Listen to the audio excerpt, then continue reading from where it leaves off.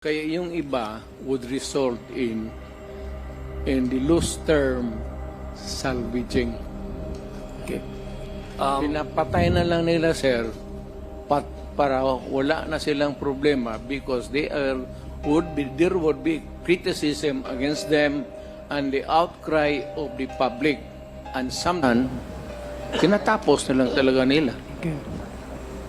Ganon talagang istorya kasi prosecutor, dumaan ako prosecutor. Thank you. Thank you very much, Mr. President. Mr. Chair. Shortcut. Shortcut na lang. Okay.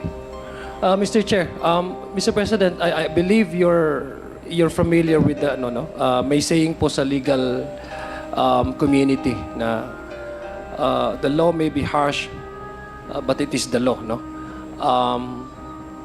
That to me, Mr. Chair, that can also be applied, and currently, no, the law may be weak, as you described it.